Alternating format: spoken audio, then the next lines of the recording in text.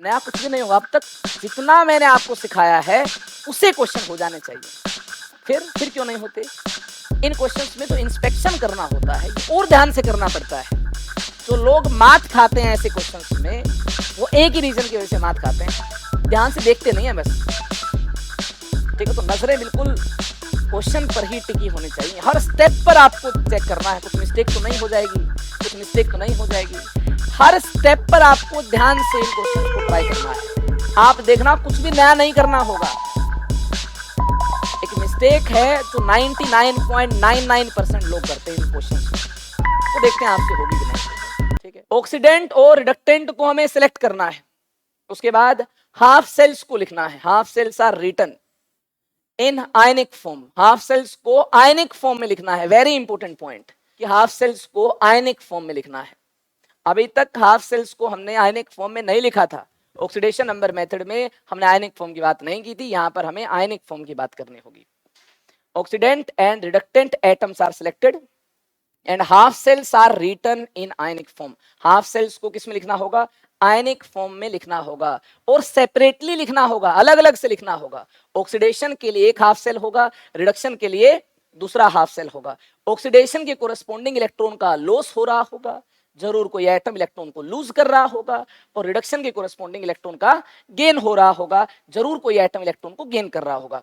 जो भी atom electron का लॉस करता है, जो भी एटम इलेक्ट्रॉन का गेन करता है, जिनको भी आयनिक फॉर्म में लिखा हुआ है, उनको आपको बैलेंस भी करना होगा। जो ऑक्सीडेशन रिडक्शन में पार्टिसिपेट करते हैं, जहां से इलेक्ट्रॉन का लॉस होगा, गेन होगा, उनको यहीं पर बैलेंस भी करना है। पहले हमने आयनिक फॉर्म की बात नहीं की थी, इस बार हमें आयनिक फॉर्म की बात करनी है, इसलिए इस मेथड को आयन इलेक्ट्रॉन मेथड बोलते हैं। और जो भी एटम यहाँ ऑक्सीडेशन एंड रिडक्शन में पार्टिसिपेट कर रहे हैं, बार बार मैं बोल रहा हूं, जहां से इलेक्ट्रॉन का लॉस होगा, जहां इलेक्ट्रॉन गेन होंगे, उनको हमें स्टेप नंबर 1 में ही क्या करना है? बैलेंस करना है। देखिए, सारी बातें आपको हो सकता है उतनी अच्छे से समझ ना आए अगर हम हवा में बात करते रहेंगे, लेकिन एग्जाम्पल के साथ बात करेंगे तो इन सारी बातों का मतलब आपको समझ आएगा।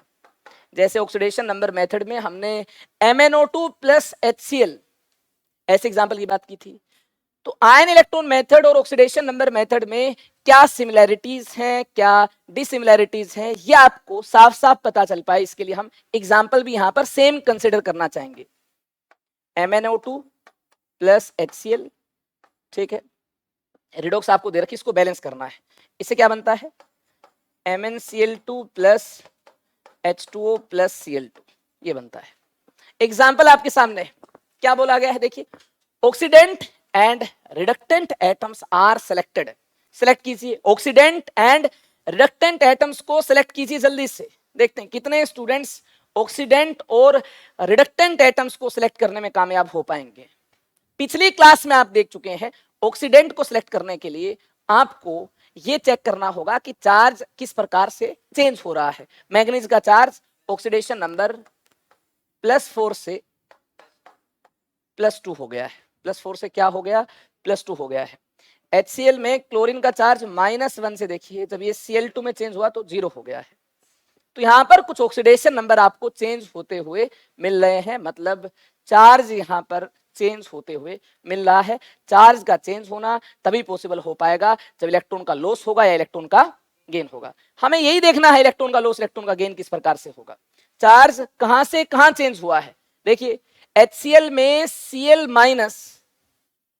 जो Cl- है, ये Cl- राइट साइड आपने ध्यान से देखा हो Cl2 बना रहा है। HCl में जो Cl- है, ये राइट साइड क्या बना रहा है? Cl2 बना रहा है, जहां पर क्लोरीन का चार्ज 0 है। एक Cl- से Cl0 तक जाने पर एक इलेक्ट्रॉन का लॉस होगा, और अगर यहां पर 2 Cl है, यहां भी 2 Cl होने चाहिए, तभी तो जो ऑक्सीडेशन में पार्टिसिपेट कर रहे हैं, जो इलेक्ट्रॉन को लूज कर रहे हैं, ये बैलेंस हो पाएंगे जब ये 2 होंगे, क्योंकि इधर इसका नंबर 2 है तो इधर भी नंबर क्या है?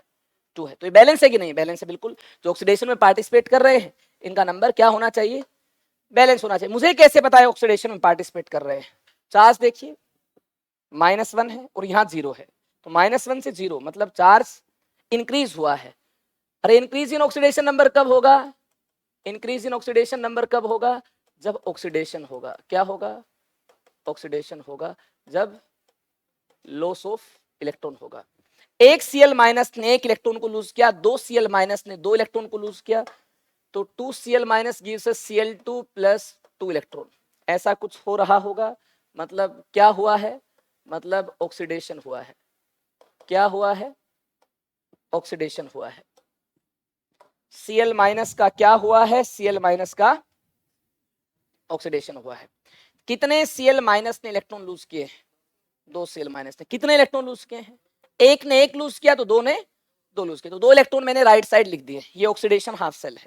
आयनिक फॉर्म में लिखना है तो यहाँ HCl की बात नहीं करनी है, जिस आयन से इलेक्ट्रॉन लूज हो रहे हैं उसकी बात करनी है। तो H प्लस मैंने इसके साथ इंडिकेट नहीं किया, मैंने उसी को इंडिकेट किया जहां से इलेक्ट्रॉन निकल रहे हैं। Cl माइनस के साथ क्या था, क्या है, क्या नहीं है, उससे मुझे कोई फर्क नहीं पड़ता है। मुझे तो केवल उन एटम्स की बात करनी है, उन आयन्स की बात करनी है जो इलेक्ट्रॉन के लेन देन में पार्टिसिपेट कर रहे हैं। इसको बोलेंगे आयनिक फॉर्म। क्या बोलेंगे इसको? अगर ये ऑक्सीडेशन नंबर मेथड होता तो यहाँ Cl माइनस नहीं लिखता, ये जिस ओरिजिनल फॉर्म में होता उसी ओरिजिनल फॉर्म में लिखता, मैं HCl ही लिखता यहाँ पर। ये आयन इलेक्ट्रॉन मेथड एक डिफरेंट मेथड, डिफरेंट अप्रोच है, तो मैं आयन की बात करूंगा जहां से इलेक्ट्रॉन निकल रहा है, उसी आयन की बात करूंगा, HCl की बात नहीं करूंगा। अरे बात समझ आ रही कि नहीं आ रही आपको? अगर ये ऑक्सीडेशन नंबर मेथड होता तो यहाँ Cl माइनस की बजाय मैं क्या यूज कर रहा होता, HCl यूज कर रहा होता। कहानी क्लियर है? आयनिक फॉर्म के अंदर हमें ऑक्सीडेशन और रिडक्शन हाफ सेल को लिखना है, तो जिस भी आयन से इलेक्ट्रॉन निकल रहा होगा उस आयन की बात करेंगे। जिस भी एटम से इलेक्ट्रॉन का लॉस, इलेक्ट्रॉन का गेन होगा, हमें उसी एटम को पकड़ पकड़ कर लिखना होगा जो कि आयनिक फॉर्म में होगा। कहानी क्लियर है? अब इसके अलावा देखिए इलेक्ट्रॉन का गेन कहाँ होगा, जो मैग्नीज +4 में है ये इलेक्ट्रॉन का गेन कर रहा होगा। ऐसे तो MnO2 की फॉर्म में है, लेकिन हमें तो आयनिक फॉर्म की बात करनी है। ऑक्सीजन का इसके साथ में कोई काम नहीं, ऑक्सीजन को हटा दिया है, फालतू आयंस को हटा देंगे। जो इलेक्ट्रॉन को खाएंगे, जो इलेक्ट्रॉन को डोनेट करेंगे, उनकी हम बात करेंगे। तो मैग्नीज 4 प्लस 2 इलेक्ट्रॉन खाएगा, और राइट साइड देखना MnCl2 बन रहा है। अब इलेक्ट्रॉन तो इसने खाए हैं, तो राइट साइड MnCl2 बन रहा है, तो केवल मैग्नीज के आयन की बात करेंगे, पूरे MnCl2 की बात नहीं करेंगे, आयनिक फॉर्म में बात करनी है। तो रिडॉक्स में तो मैग्नीज इन्वॉल्व हुआ है, इलेक्ट्रॉन तो मैग्नीज ने खाए हैं, तो उधर मैग्नीज मैंने लिखा है आयनिक फॉर्म में, इधर भी मैग्नीज ही आयनिक फॉर्म में लिख रहा हूंगा, तो इस प्रकार से लिख दूंगा मैं, कोई टेंशन नहीं है। तो ये क्या हो जाएगा, ये रिडक्शन हाफ सेल हो जाएगा। ये ऑक्सीडेशन हाफ सेल, ये रिडक्शन हाफ सेल। यहां देखना डिक्रीज इन ऑक्सीडेशन नंबर है। कैसे पता है रिडक्शन हाफ सेल है? क्योंकि यहां डिक्रीज इन ऑक्सीडेशन नंबर है, यहां गेन ऑफ इलेक्ट्रॉन है, गेन ऑफ इलेक्ट्रॉन है, इसी को ही रिडक्शन बोलते हैं। डिक्रीज इन ऑक्सीडेशन नंबर हो, गेन ऑफ इलेक्ट्रॉन हो, इसी को क्या बोलते हैं? रिडक्शन बोलते हैं। तो स्टेप नंबर 1 यही था, oxidant and reductant atoms are selected. Select कर लिए मैग्नीज क्लोरीन, ठीक है ना, ठीक है, सिलेक्ट किए oxidant and reductant atom select किए। उसके बाद देखना half cells are written in ionic form. ये देख लो, हाफ सेल्स को आयनिक फॉर्म में लिख लिया, आयंस की बात कर ली। इस बार मोलिकुलर फॉर्म में बात नहीं की, आयनिक फॉर्म में बात की, और सेपरेटली बात की, along with number of electrons donated in case of oxidation half cell and number of electrons accepted in case of reduction half cell. कहानी क्लियर है? species undergoing oxidation reduction must be balanced in step number 1. देख लो, species Cl minus redox में participate कर रहा है, electron के लेन then में जो भी स्पीसीज पार्टिसिपेट कर रहे हैं, जैसे Cl माइनस, मैग्नीज 4 प्लस, इनको यहीं पर ही बैलेंस करना पड़ेगा स्टेप नंबर 1 में ही। ये दो हैं, इधर भी दो हैं, यहाँ एक है, इधर भी देखना एक है। क्या जो स्पीसीज इलेक्ट्रॉन का लेन देन कर रहे हैं बैलेंस्ड है, आयनिक फॉर्म में है, अलग अलग से ऑक्सीडेशन रिडक्शन को लिख दिया है। स्टेप नंबर 2 देखिए, लिखिए इसमें the number of electrons donated and accepted is equalised by multiplying oxidation और reduction half cell, by multiplying oxidation or reduction half cell or both half cells with suitable number. Now these are combined together to get a redox reaction. Now these are combined together to get a redox reaction. इनको हम combine कर देंगे और हमें redox मिल जाएगी, ठीक है। और इस रिडॉक्स में ये खास तौर पर हमें ध्यान देना है, फ्री इलेक्ट्रॉन नहीं मिलना चाहिए, क्योंकि यार इलेक्ट्रॉन का लेन देन जो था ये तो बैलेंस हो गया है। जितने इलेक्ट्रॉन निकले थे, जितने इलेक्ट्रॉन एक्सेप्ट हुए थे, ये सारे इलेक्ट्रॉन तो कैंसिल हो गए होंगे। जितने निकले थे उतने तो एक्सेप्ट हो पाएंगे। इसीलिए तो सुटेबल नंबर से इन हाफ सेल को मल्टीप्लाई करने की जरूरत है। कर देंगे मल्टीप्लाई। जितने निकले थे, जितने एक्सेप्ट हुए थे, ये क्या होने चाहिए? कैंसिल होने चाहिए। कैसे कैंसिल होंगे?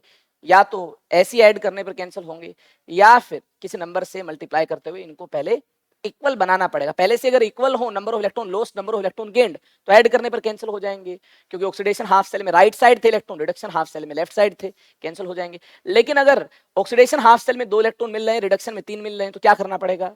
जहां 3 मिल रहे हैं उसको 2 से मल्टीप्लाई करना होगा, जहां 2 मिल रहे हैं उसको 3 से मल्टीप्लाई करना होगा, सुटेबल नंबर से मल्टीप्लाई करना होगा। इन दोनों हाफ सेल को क्या कर देंगे? ऐड कर देंगे। तो क्या मिल जाएगी हमें? रिडॉक्स मिल जाएगी, आयनिक फॉर्म में मिल जाएगी। कैसे मिल जाएगी देख लो। 2Cl minus gives us Cl2 plus 2 electrons. एक हमारे पास ये है, दूसरा हमारे पास क्या है? Mn4 plus 2 electrons gives us Mn2 plus. एक हमारे पास ये है। यहां तो बाई चांस ये इलेक्ट्रॉन सेम मिल रहे हैं, तो किसी स्पेसिफिक नंबर से मल्टीप्लाई करने की किसी हाफ सेल को जरूरत नहीं है। लेकिन यहाँ 2 यहाँ 3 होते तो इसको 3 से इसको 2 से मल्टीप्लाई करने की जरूरत पड़ती। यहाँ जरूरत नहीं है। यहाँ क्या करना है? एज इट इज इनको ऐड कर देना है। ऐड करेंगे जो इलेक्ट्रॉन का लेन देन है, ये देखिए इस प्रकार से बैलेंस हो जाएगा। इलेक्ट्रॉन से इलेक्ट्रॉन कैंसिल हो जाएंगे, कैंसिल हो जाएंगे, रिडॉक्स मिल रही होगी, आयनिक फॉर्म में रिडॉक्स मिल रही होगी।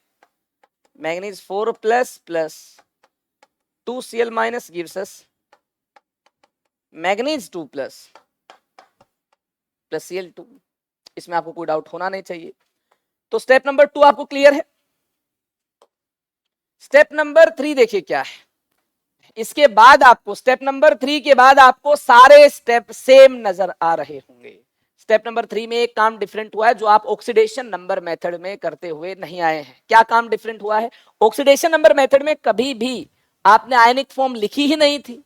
ऑक्सीडेशन नंबर मेथड में आपने कभी भी आयनिक फॉर्म लिखी ही नहीं थी, तो इसलिए उसको मोलिकुलर फॉर्म में कन्वर्ट करने की जरूरत हुई ही नहीं थी। यहां हमने रिडॉक्स को आयनिक फॉर्म में लिख लिया है। आयनिक फॉर्म में लिख लिया है। क्या एक्चुअल में जो रिडॉक्स है ये आयनिक फॉर्म में है? क्या एक्चुअल में जो रिडॉक्स है ये आयनिक फॉर्म में नहीं है? तो देखिए जो एक्स्ट्रा स्टेप यहां पर हमें परफॉर्म करना होगा, ये स्टेप नंबर 3 है, जो अभी तक हमने ऑक्सीडेशन नंबर मेथड में परफॉर्म नहीं किया है। ये स्टेप नंबर 3 है, ये हमने आज तक परफॉर्म नहीं किया है, क्योंकि कभी आयनिक फॉर्म बनाई नहीं, तो उसको मोलिकुलर में कन्वर्ट करने की जरूरत हुई नहीं ऑक्सीडेशन नंबर मेथड में। लेकिन आयन इलेक्ट्रॉन मेथड में हमने आयनिक फॉर्म में ही ऑक्सीडेशन रिडक्शन हाफ सेल की बात की है, तो रिडॉक्स बनी है सेकंड स्टेप में, ये रिडॉक्स आयनिक फॉर्म में बनी है, तो इसको मोलिकुलर में तो कन्वर्ट करना होगा। कैसे करेंगे भैया? जितने एटम्स आपने हटाए थे उतने एटम्स फिर से अटैच कर देंगे। जो एटम, जो आयंस रिडॉक्स में पार्टिसिपेट नहीं कर रहे थे उनको आपने हटा दिया था स्टेप नंबर 1 में ही, अब उनको अटैच कर दोगे। मतलब जो आयंस हैं ये अब मोलिकुलर फॉर्म में आ जाएंगे। तो लिखिए आप जल्दी से, the redox equation in ionic form is now converted into molecular form, is now converted into molecular form। molecular form में कैसे कन्वर्ट कर दोगे? आयनिक फॉर्म में क्या है? अरे रिडॉक्स आयनिक फॉर्म में क्या है देख लो, उठाकर पटक दो। यहां पर क्या है आयनिक फॉर्म में? ये आयनिक फॉर्म में, कौन सी फॉर्म में है? आयनिक फॉर्म में। इसको हमें किसमें तब्दील करना, किसमें कन्वर्ट करना है? मोलिकुलर फॉर्म में कन्वर्ट करना है। इसको हमें मोलिकुलर फॉर्म में कन्वर्ट करना है। कैसे इसको हम मोलिकुलर फॉर्म में कन्वर्ट कर पाएंगे? सोचा है क्या आपने? कैसे कन्वर्ट कर पाएंगे बताइए? मोलिकुलर फॉर्म में कैसे कन्वर्ट कर पाएंगे?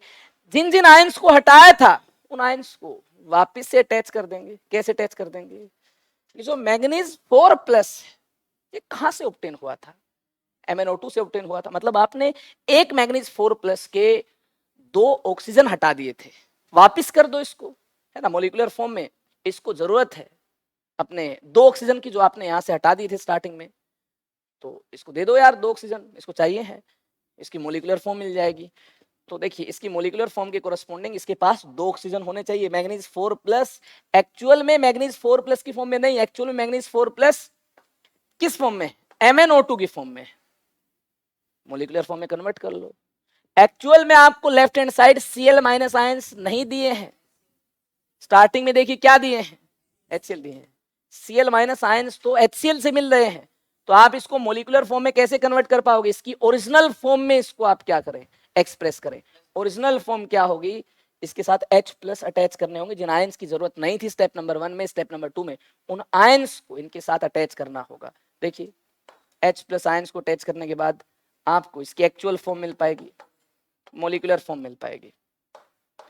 और राइट साइड मैग्नीज 2 प्लस जो हमें मिल पाए हैं, ये मैग्नीज 2 प्लस की फॉर्म में नहीं है एक्चुअल इक्वेशन में। देखिए इनके साथ कुछ और आयंस भी अटैच्ड हैं, ये मैग्नीज 2 प्लस इसी फॉर्म में नहीं है, ये किस फॉर्म में है, ये मोलिकुलर फॉर्म MnCl2 की फॉर्म में है। देख लो, जिन Cl माइनस आयंस को हटा दिया था, जो Cl माइनस आयंस रिडॉक्स में पार्टिसिपेट नहीं कर रहे थे, जिनको आपने हटा दिया था, अब इनको वापिस से मैग्नीज 2 प्लस के साथ जोड़ना होगा ताकि इसकी एक्चुअल फॉर्म मिल पाए, ताकि इसकी मोलिकुलर फॉर्म मिल पाए।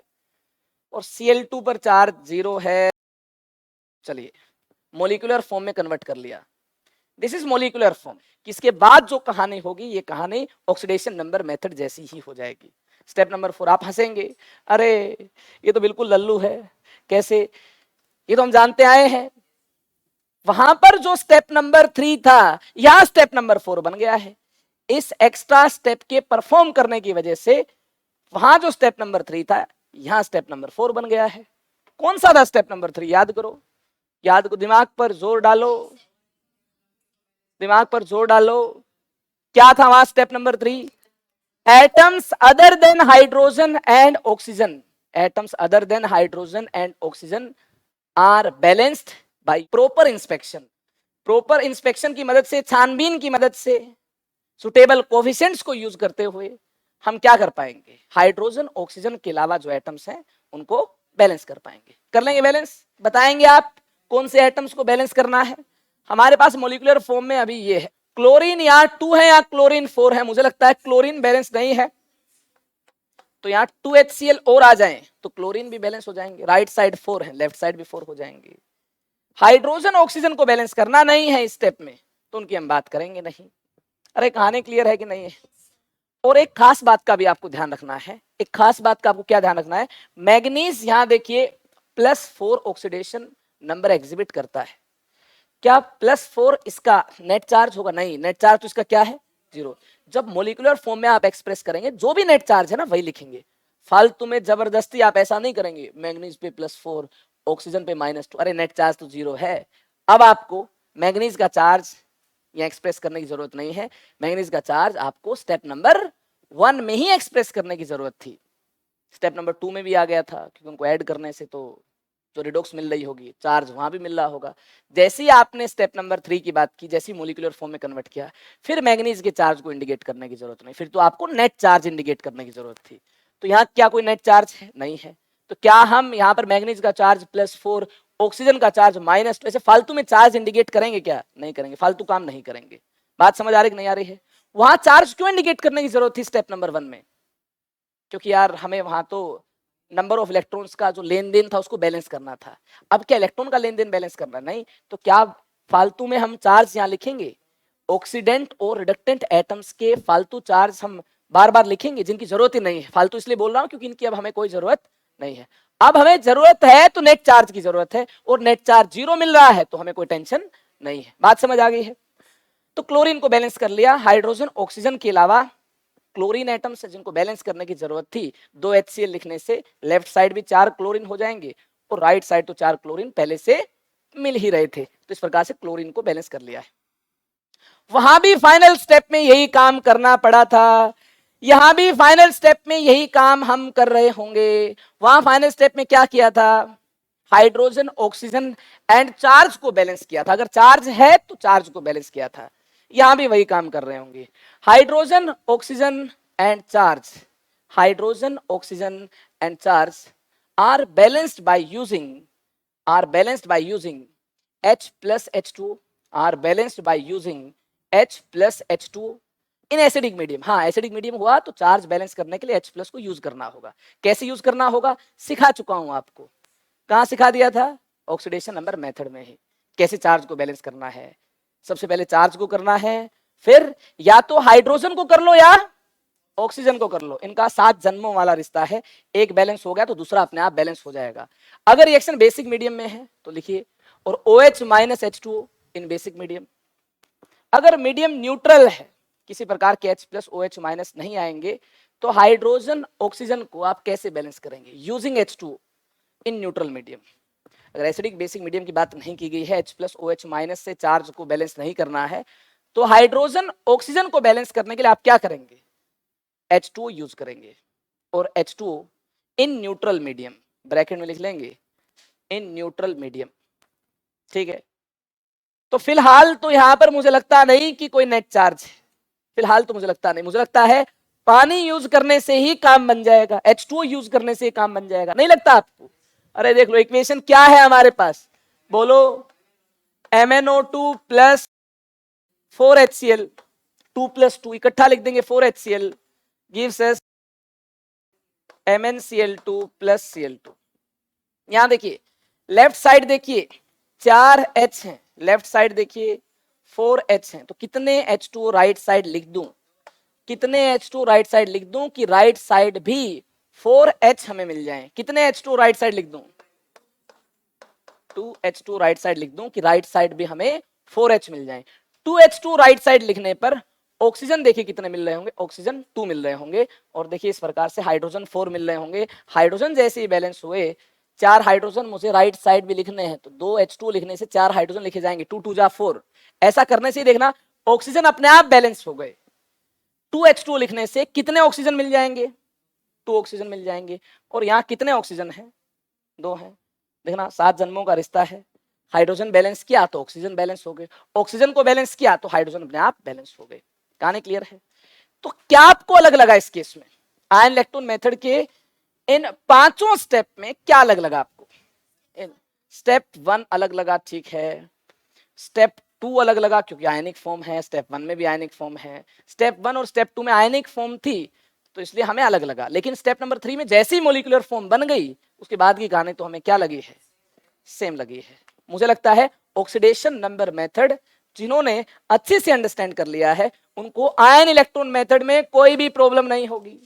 चेक कर लेते हैं आपके दिल में क्या है, आपके दिल में क्या है अभी पता चल जाएगा। आयन इलेक्ट्रॉन मेथड पर बेस्ड एक शानदार क्वेश्चन आपके सामने है। चलिए इसको साथ साथ हम ट्राई करते हैं, साथ साथ ट्राई करेंगे, मुझे लगता है बात बन जाएगी। देखिए आयनिक फॉर्म में लिखना है तो जिन भी आयन से इलेक्ट्रॉन का लेन देन हुआ है उन आयन्स को पकड़े। देखिए Sb चार्ज इसका +3, ठीक है। यहाँ Sb देखिए +5 चार्ज के साथ मिल रहा होगा। और देख लो आयोडीन, चेक कर लो भैया, ऑक्सीडेशन नंबर चार्ज आपको फाइंड करना आता होगा, +5 चार्ज के साथ मिल रहा होगा। और यहाँ चेक कर लो क्लोरीन ज्यादा इलेक्ट्रोनेगेटिव इलेक्ट्रॉन को खींच रहा है, आयोडीन का चार्ज चेक कर लो +1 मिल रहा होगा। इस प्रकार से चार्ज आपको मिल रहे होंगे। कहानी क्लियर हुई? इस प्रकार से चार्ज आपने एक्सप्रेस कर लिए होंगे। अगर ये कहानी आपको क्लियर हो गई है, कौन ऑक्सीडाइज हुआ कौन रिड्यूस हुआ, अगर ये पिक्चर आपको क्लियर हुई है तो स्टेप नंबर 1 जल्दी से लिख दो।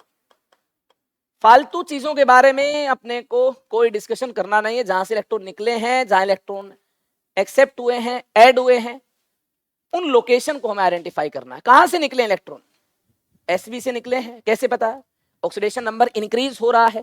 ऑक्सीडेशन नंबर का बढ़ना, इंक्रीज होना लॉस ऑफ इलेक्ट्रॉन को इंडिकेट करता है। ये इंडिकेट करता है यहां से इलेक्ट्रॉन निकले हैं। बात समझ आई नहीं आई? Sb +3 से Sb +5 तक गया है, Sb +3 से +5 तक गया है, 2 इलेक्ट्रॉन का लॉस हुआ है।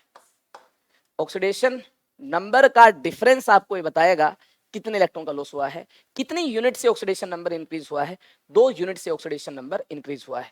ये हमने आयनिक फॉर्म में ऑक्सीडेशन हाफ सेल की बात कर ली। ऑक्सीडेशन हाफ सेल इन आयनिक फॉर्म आपके सामने पेश किया गया है। यहां देखिए आयोडीन इलेक्ट्रॉन का गेन कर रहा है और आयोडीन +5 में है, +5 चार्ज के साथ है, ऑक्सीडेशन नंबर के साथ है। तो आयोडीन +1 तक जाने के लिए इसको कितने इलेक्ट्रॉन हजम करने पड़ेंगे? 4 इलेक्ट्रॉन्स। I+ बनाएगा, गेन ऑफ इलेक्ट्रॉन है, तो ये हुआ रिडक्शन हाफ सेल। क्या हुआ? रिडक्शन हाफ सेल हुआ। ये लिख लिया होगा आपने, रिडक्शन हाफ सेल भी आपने लिख लिया होगा। चलिए बहुत बढ़िया है। क्या आपने oxidation half cell, reduction half cell ionic form में लिख लिया है? Very nice. अब हम क्या करेंगे, ऑक्सीडेशन हाफ सेल और रिडक्शन हाफ सेल को जोड़ देंगे, जोड़ देंगे और इस प्रकार से जोड़ देंगे ताकि इलेक्ट्रॉन का जो लेन देन है बैलेंस हो पाए, कोई फ्री इलेक्ट्रॉन ना मिल पाए। ऐसी रिडॉक्स हम आयनिक फॉर्म में बनाना पसंद करेंगे स्टेप नंबर 2 में, ताकि इलेक्ट्रॉन का जो लेन देन है क्या हो पाए, बैलेंस हो पाए। कैसे बैलेंस हो पाए? यहाँ 2 इलेक्ट्रॉन है, यहाँ 4 इलेक्ट्रॉन है, मुझे लगता है मल्टीप्लाइड बाय 2 करने से इलेक्ट्रॉन का लेन देन यहाँ बैलेंस हो पाएगा। जब हम आयनिक फॉर्म में रिडॉक्स को एक्सप्रेस करना चाहेंगे तभी रिडॉक्स में फ्री इलेक्ट्रॉन नहीं मिल पाएंगे, इसको 2 से मल्टीप्लाई करना होगा। तो राइट साइड 4 इलेक्ट्रॉन होंगे, लेफ्ट साइड यहाँ 4 मिल रहे थे, 4 से 4 कैंसिल हो पाएंगे। ऐसा करने पर ध्यान दीजिएगा 2sb3 प्लस मिल रहे होंगे, 1i5 प्लस मिल रहा होगा, और यहां से क्या मिल रहा होगा, इसको 2 से मल्टीप्लाई किया गया है, 2sb प्लस 5 मिल रहे होंगे, plus i plus 1i plus, ऐसा कुछ मिल रहा होगा। ठीक है, ऐड कर लिया। क्या इसमें फ्री इलेक्ट्रॉन है? नहीं है, मतलब हमने सुटेबल नंबर से जो मल्टीप्लाई किया है, ये काम बिल्कुल सही है। अब देखिए स्टेप 2 में जो हमें आयनिक फॉर्म में रिडॉक्स मिली है, अब इसे मोलिकुलर फॉर्म में कन्वर्ट करने का वक्त आ गया है। मतलब यही एक एक्स्ट्रा स्टेप है जिसकी वजह से आयन इलेक्ट्रॉन मेथड 5 स्टेप में कंप्लीट होता, 4 में नहीं होता, 5 में होता है। पहले ऑक्सीडेशन नंबर मेथड में कभी जरूरत नहीं पड़ी थी आयनिक फॉर्म को मोलिकुलर फॉर्म में कन्वर्ट करने की, क्योंकि वहां पर आयनिक फॉर्म बनाई नहीं थी। वहां जो काम चल रहा था मोलिकुलर फॉर्म से ही बिंदास हम बैलेंसिंग को परफॉर्म कर रहे थे, सभी स्टेप्स को परफॉर्म कर रहे थे। तो यहां देखिए अगर आयनिक फॉर्म बनाई है तो वक्त आ गया है मोलिकुलर फॉर्म में कन्वर्ट करने का। तो स्टेप 4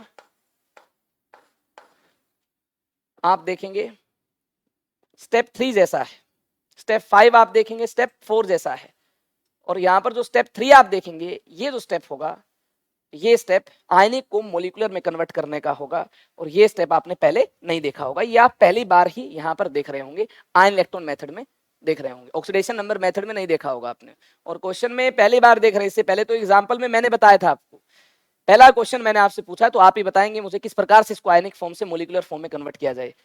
sb3 प्लस है तो इसको कैसे लिखें, sb3 प्लस को कैसे लिखें? जो फालतू आयंस हटा दिए थे अब अटैच कर दो यार, तो 2sbCl3 हो जाएगा। अगर ये i5 प्लस है तो फालतू आयंस आपने हटा दिए थे, अब लौटा दो यार, इसको मोलिकुलर फॉर्म में कन्वर्ट करने का वक्त आ गया है।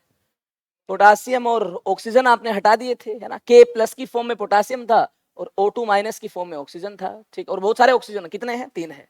तो एक आई के साथ कितने ऑक्सीजन आएंगे? जितने पहले थे उतने ही आएंगे यार, जितना आपने हटाए थे उतने अटैच करने होंगे। एक पोटासियम आपने हटाया था, 3 ऑक्सीजन हटाए थे, तो ये बन जाएगा 1KiO3।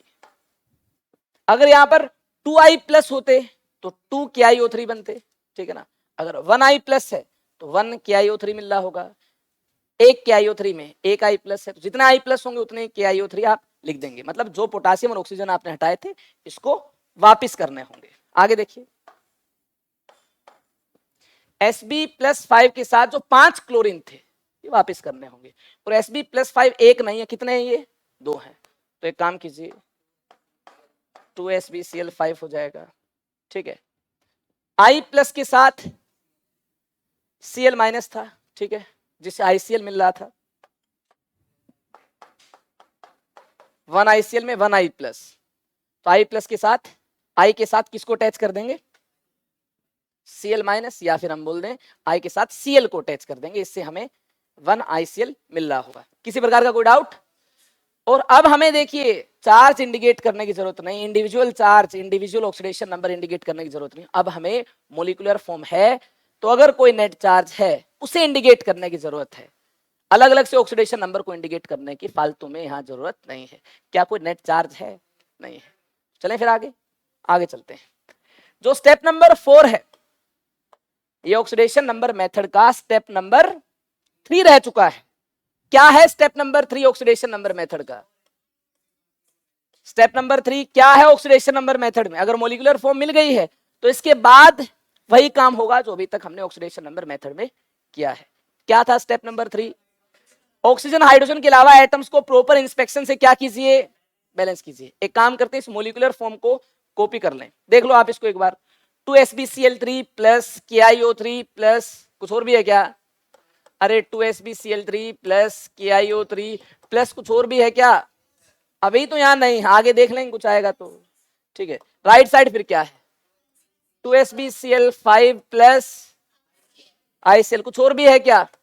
अभी तो नहीं है, आगे देख लेंगे कुछ और होगा। जरा गौर से देखिए, ध्यान से देखिए, यहां हाइड्रोजन ऑक्सीजन के अलावा किस चीज को बैलेंस किया जा सकता है? पोटासियम को किया जा सकता है। हाइड्रोजन ऑक्सीजन के अलावा किस चीज को किया जा सकता है? पोटासियम को किया जा सकता है, क्लोरीन को किया जा सकता है, क्लोरीन को किया जा सकता है। आई को नहीं करना है, आई को तो कर चुके हैं आप पहले ही बैलेंस। एसबी को भी कर चुके हैं पहले ही बैलेंस। ये काम तो आपने स्टेप नंबर 1 में ही कर लिया था। जो ऑक्सीडेशन रिडक्शन में पार्टिसिपेट कर रहे हैं उनको तो आपने पहले ही बैलेंस कर लिया था। तो आई को नहीं करना है, एसबी को नहीं करना है, ये ऑलरेडी बैलेंस्ड है। मुझे तो लगता है पोटासियम को करना है और क्लोरीन को करना है, इन दो चीजों को बैलेंस करना है। जरा सोचिए, क्या क्लोरीन को पहले बैलेंस कर लें? नहीं, क्लोरीन को पहले बैलेंस नहीं करना है, पहले पोटेशियम को बैलेंस करना है। कि क्लोरीन को बैलेंस करोगे फिर पोटेशियम को बैलेंस करते टाइम फिर क्लोरीन आ जाएंगे, गड़बड़ हो जाएगी। उससे क्या पता क्लोरीन क्या हो जाए, इम्बैलेंस हो जाए।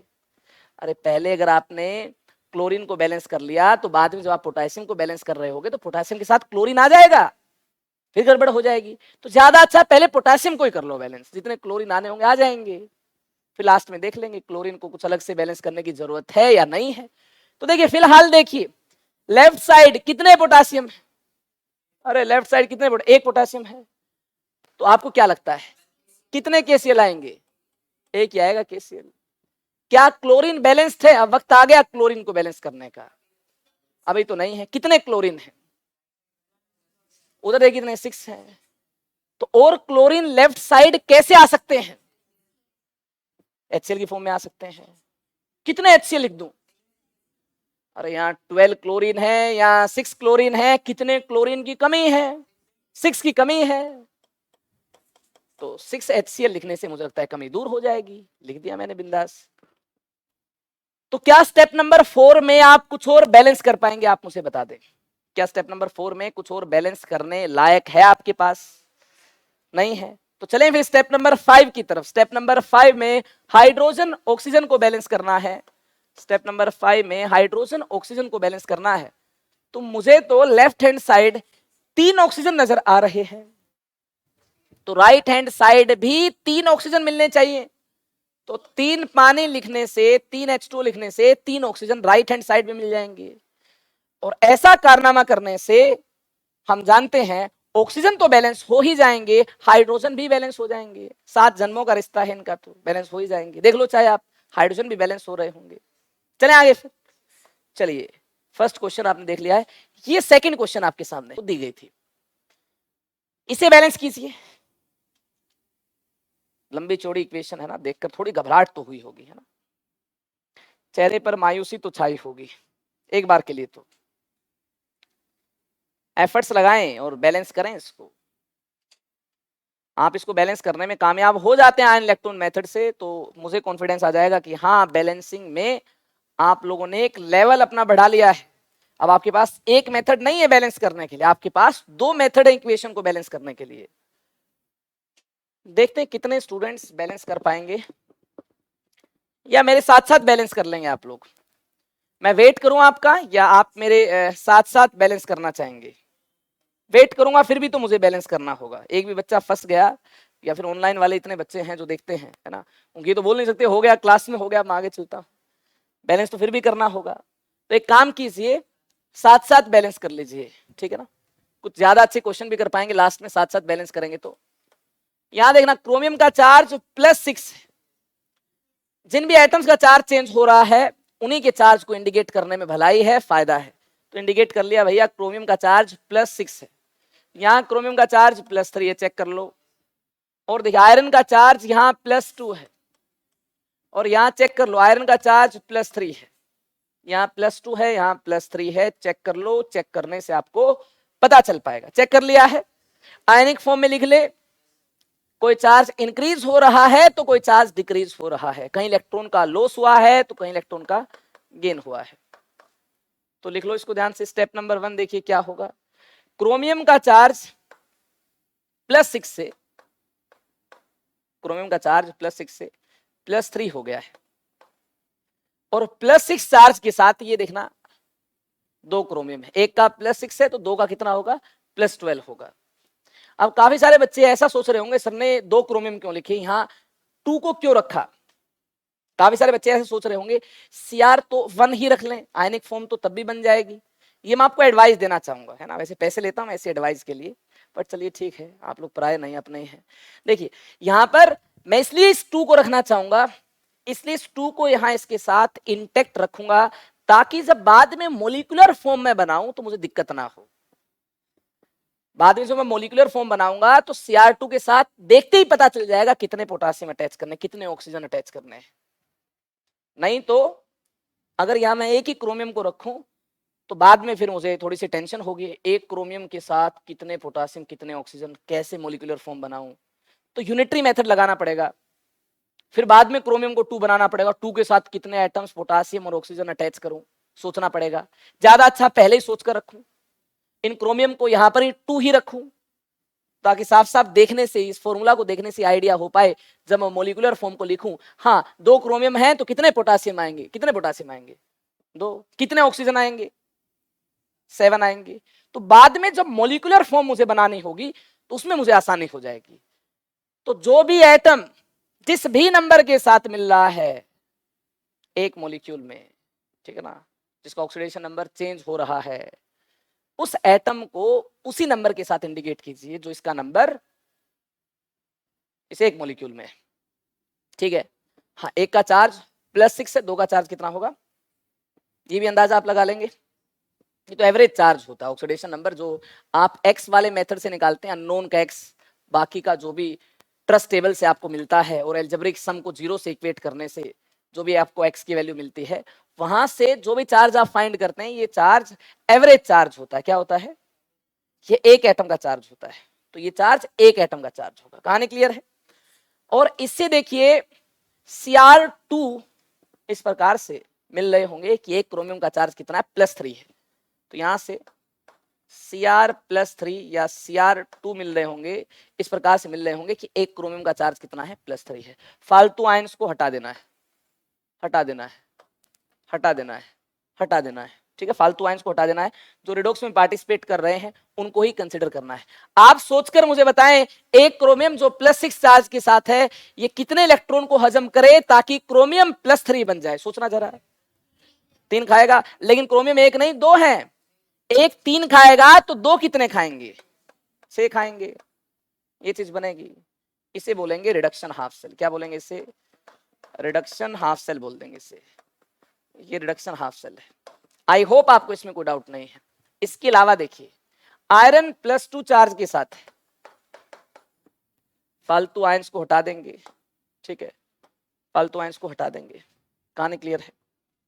यहां देखिए आयरन +2 चार्ज के साथ है और यहाँ आयरन +3 चार्ज के साथ है, और इस एक मॉलिक्यूल में कितने आयरन मिल रहे हैं, 2। इसको Fe की फॉर्म में इंडिकेट किया जाए या Fe2 की फॉर्म में इंडिकेट किया जाए, राइट साइड। बाद में मॉलिक्यूलर फॉर्म बनाने में आसानी होगी अगर आप इसको Fe2 की फॉर्म में इंडिकेट करते हैं। ध्यान दीजिएगा इस पॉइंट पर, नहीं तो गोल गोल घूमते रहोगे। दिल्ली में रास्ता भटक जाते हो, देखते हो ना आप, सीपी में इतने सारे रास्ते, गोल गोल घूमते रह जाते हैं, वहां पर कंफ्यूज हो जाते हैं। वैसे ही बैलेंसिंग में भी दिक्कत हो जाती है। दिल्ली गए आप लोग कभी, खुद से ड्राइव करके देखना स्कूटी या बाइक, मजा आएगा आपको दिल्ली में, है ना। आधे पौने घंटे बाद घूमते घूमते पता चला अरे मैं तो यहीं घूम रहा था, वापिस यहीं आ गया मैं। तो देखिए ऐसा बैलेंसिंग में भी आपके साथ हो जाएगा अगर आप ध्यान नहीं देंगे। इसलिए मैं हर चीज को डिटेल में बताता हूं आपको कि इसका ध्यान रखना है, इसको ऐसे करना है, इसको वैसे करना है। तो यहाँ मैं आपको बस इतना ही एडवाइस करना चाहूंगा, जिस भी नंबर के साथ रिडॉक्स में पार्टिसिपेट करने वाला एटम उस मॉलिक्यूल में नजर आ रहा है, उसी नंबर के साथ उसको उठा लीजिए और बाकी आयंस को रफू चक्कर कर दीजिए, हटा दीजिए, है ना। हटा दिया यहाँ से SO4 2- को हटा दिया। तो आयरन किस नंबर के साथ है, 2 के साथ है। कौन सा आयरन, जो आयरन +3 चार्ज के साथ है। ठीक है, इसके साथ क्या देखिए 2 है, कहानी क्लियर है। अगर यहाँ आयरन 2 है तो यहाँ भी 2 होने चाहिए। ऑक्सीडेशन और रिडक्शन में पार्टिसिपेट करने वाले एटम्स को स्टेप नंबर 1 में ही बैलेंस करना होगा कि नहीं करना होगा। एक आयरन 2 प्लस प्लस 3 में जाते वक्त एक इलेक्ट्रॉन को लूज कर रहा होगा, ऑक्सीडेशन नंबर 1 यूनिट से इंक्रीज हो रहा है, और 2 आयरन है तो कितने इलेक्ट्रॉन का लॉस कर रहे होंगे, यह है ऑक्सीडेशन हाफ सेल। कहानी क्लियर है, ठीक है। स्टेप नंबर 1 क्लियर हुआ। अब स्टेप नंबर 2 देखेंगे। देखिए यहां 6 इलेक्ट्रॉन्स है, यहां 2 इलेक्ट्रॉन्स है। ऐसा मैं क्या करूं कि इलेक्ट्रॉन का लेन देन बैलेंस हो जाए, क्या करूं ऐसा मैं, रिडॉक्स में इलेक्ट्रॉन ना मिल पाए, इलेक्ट्रॉन से इलेक्ट्रॉन कैंसिल हो जाए। जब मैं इन दोनों को कंबाइन कर रहा हूंगा तो इलेक्ट्रॉन से इलेक्ट्रॉन कैंसिल हो जाए। ऐसा मैं क्या करूं, इसको 3 से मल्टीप्लाई कर दूं, इलेक्ट्रॉन से इलेक्ट्रॉन कैंसिल हो जाएगा। 3 से मल्टीप्लाई करने पर देखिए 6 इलेक्ट्रॉन से अगर इलेक्ट्रॉन कैंसिल हो गए हैं इस प्रकार से, इनको ऐड करने पर देखना 6 से 6 इलेक्ट्रॉन्स क्या हो गए हैं, कैंसिल हो गए हैं। तो हमें रिडॉक्स कैसी मिल पाएगी, देख लो 2Fe2 प्लस Cr प्लस 6 और 6 प्लस एक ही बात है, ठीक है। वेट ए मिनट, इसको 3 से मल्टीप्लाई किया है तो 2 3 जा 6 हो जाएंगे, बिल्कुल सही बोल रहे हैं।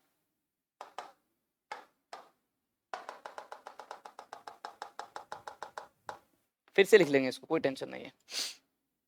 देखिए 6 से 6 कैंसिल करना है, कब कैंसिल हो पाएगा, जब इसको कितने से मल्टीप्लाई कर पाएंगे, 3 से मल्टीप्लाई करने पर 6 इलेक्ट्रॉन्स यहाँ मिलते हैं, और यहाँ तो 6 आपको साफ साफ दिखाई दे ही रहे हैं। 6 से 6 कैंसिल हो जाएंगे क्योंकि ये लेफ्ट साइड है, ये कहाँ है, राइट साइड है। जब इनको कंबाइन करेंगे, इसको किसी से भी मल्टीप्लाई नहीं किया तो इसको एज इट इज लिख देंगे। एज इट इज कैसे लिख देंगे, Cr प्लस 6 2, ये एज इट इज लिख दिया। इसको 3 से मल्टीप्लाई किया और 2Fe2 प्लस है, और इसको 3 से मल्टीप्लाई किया तो क्या हो जाएंगे, 6Fe2 प्लस हो जाएंगे। गिव्स अस, इसको एज इट इज लिखना होगा, किसी नंबर से मल्टीप्लाई नहीं किया। Cr प्लस 3 2 प्लस, इसको 3 से मल्टीप्लाई किया 3Fe प्लस 3, और यहाँ 2 पहले से है ही, फिर से यहां मैंने क्या मेंशन कर दिया, 2 मेंशन कर दिया है, ठीक है। जहां 2 3 मिल रहा हो आयन के साथ, यहाँ पर क्या बोलते हैं इसको, सबस्क्रिप्ट बोलते हैं ना इसको, अरे क्या बोलते हैं इस चीज को, इस नंबर को सबस्क्रिप्ट बोलते हैं ना। तो जो सबस्क्रिप्ट आपको मिल रही है वो बाद में भी जब नेट आप रिडॉक्स बना रहे होंगे आयनिक फॉर्म में, उस सबस्क्रिप्ट को आप मेंशन कर दोगे, ठीक है। कहानी क्लियर है। तो यार मुझे तो ज्यादा मजा आता नहीं आयनिक फॉर्म में, मैं तो ऑक्सीडेशन नंबर मेथड को ज्यादा अच्छा मानता हूँ। पहले आयन्स में तोड़ो, फिर उनसे मोलिकुलर फॉर्म बनाओ, इतनी जद्दोजहद करनी नहीं है, अपने को मोलिकुलर फॉर्म से ही बिंदास बैलेंस कर देना है। बट फिर मैं ऐसा काम क्यों कर रहा हूँ, आयन में तोड़ रहा हूँ, आयनिक फॉर्म बना रहा हूँ, फिर वापस से मोलिकुलर में कन्वर्ट कर रहा हूँ, क्यों कर रहा हूँ मैं ऐसा काम, क्योंकि मुझे आपको सेकंड मेथड सिखाना है। क्या सिखाना है, आयन इलेक्ट्रॉन मेथड सिखाना, इसलिए मैं काम कर रहा हूँ। कई बार स्कूल में क्वेश्चन आ जाता है कि आपको तो आयन इलेक्ट्रॉन मेथड से ही बैलेंस करना है, मैडम नंबर तभी देती है जब हम आयन इलेक्ट्रॉन मेथड से बैलेंस करते हैं, इसलिए मैं आपको सिखा रहा हूं। नहीं तो आप ये कॉन्फिडेंस कभी पाते ही नहीं कि इक्वेशन बैलेंस हो जाएगी। आप कहते हैं कि सर हमारी बुक में तो आयन इलेक्ट्रॉन मेथड भी दे रखा, आपने तो कुछ कम सिखाया है। तो आप कुछ भी मतलब गलत ना सोचे मेरे बारे में कि सर ने आधी अधूरी हमें केमिस्ट्री सिखाई है या फिर कुछ कम सिखाया है। तो इसलिए मैंने आपको दोनों ही मेथड बता दिए भैया, जिससे बैलेंस करना तुम्हारी मर्जी। मुझसे पूछोगे तो मुझे यहाँ कुछ फालतू काम देखने को मिल रहा है, और मुझे फालतू काम पसंद नहीं है। पहले आयन में तोड़ो और फिर मोलिकुलर में कन्वर्ट करो, मुझे तो काम फालतू लग रहा है। अगर मुझसे केवल डायरेक्टली पूछेंगे इक्वेशन बैलेंस कर दो, मेथड कोई भी हो, तो मैं कौन सा मेथड यूज करूंगा, ये ज्यादा आसान है। आयन में तोड़ो, बड़ा अजीब लग रहा है देखना आयन में तोड़ना। लेकिन अगर स्कूल में क्वेश्चन आ गया है ना, बोर्ड में कहीं देखने को मिलता है इक्वेशन को बैलेंस करना है और वहां मेंशन किया हुआ है कि ऑक्सीडेशन नंबर मेथड से बैलेंस करना है, ये आपको इससे बैलेंस करना, आयन इलेक्ट्रॉन मेथड से बैलेंस करना है, फिर वैसे केस में तो आप उसी मेथड से ही चलेंगे। अरे ठीक है, दुनिया में ऐसा कोई काम नहीं है जो उस मेथड से हो सकता है जो इस मेथड से नहीं हो पाएगा। रेडॉक्स की दुनिया में ऐसा कोई काम नहीं है जहां वो मेथड लग रहा होगा ये नहीं लग रहा होगा, जहां ये लग रहा होगा वो नहीं लग रहा होगा। जो इक्वेशन उस मेथड से बैलेंस हो जाएगी वो इससे भी बैलेंस हो जाएगी, जो इससे बैलेंस हो जाएगी वो उससे बैलेंस हो जाएगी। अगर दिमाग सेंटर में रखेंगे, सही जगह रखेंगे, सब हो जाएगा। पीसफुली आप सोचेंगे तो इक्वेशन दोनों में से किसी मेथड से बैलेंस हो जाने हैं। अब जरा गौर से देखिए, ध्यान से देखिए, आयनिक फॉर्म में रिडॉक्स आ गई है, इसको मोलिकुलर फॉर्म में यहीं पर ही कन्वर्ट कर लें तो क्या होगी मोलिकुलर फॉर्म। ध्यान से देखें, स्टेप 3 में क्या होगी मोलिकुलर फॉर्म। इसके साथ कितने पोटासियम, 2 पोटासियम, कितने ऑक्सीजन, 7 ऑक्सीजन, अरे यही तो होगा, तो K2Cr2O7। आयरन 2 प्लस के साथ क्या था, SO4, तो 6FeSO4। Cr3 प्लस 2 क्या था इसके साथ, SO4 थ्राइस, Cr2SO4 थ्राइस। और अगर नेट चार्ज कहीं मिल रहा है तो लिख दें, फालतू में किसी का ऑक्सीडेशन नंबर अब लिखने की जरूरत नहीं है। पहले तो इसलिए जरूरत थी क्योंकि इलेक्ट्रॉन का लेन देन देखना था, अब जरूरत नहीं है। अगर नेट चार्ज नहीं है तो अलग अलग से चार्ज मत लिखिए आप। अब तो नेट चार्ज को मेंशन करने की जरूरत तब है जब चार्ज हो, चार्ज है ही नहीं तो बाय डिफॉल्ट हम चार्ज को क्या मान लेंगे, नेट चार्ज कितना होगा इन सभी पर, 0 0 0 होगा। यहां देखिए 3Fe3 प्लस, Fe3 प्लस ये है, किसके साथ अटैच्ड है, ये SO4 थ्राइस के साथ 1Fe2 अटैच्ड है। 1Fe2 किसके साथ अटैच्ड है, SO4 थ्राइस के साथ। और 3Fe2 किसके साथ अटैच्ड होगा, इस प्रकार से SO4 थ्राइस कितने टाइम्स हो जाएंगे, 3 टाइम्स हो जाएंगे। मतलब ये कोफिशिएंट एज इट इज रहेगा, Fe2 के साथ 3SO4 है, Fe2 के साथ 3SO4 है। ये अगर 3 टाइम्स है तो ये भी 3 टाइम्स होंगे, ये भी देखिए 3 टाइम्स होंगे। कहानी क्लियर है।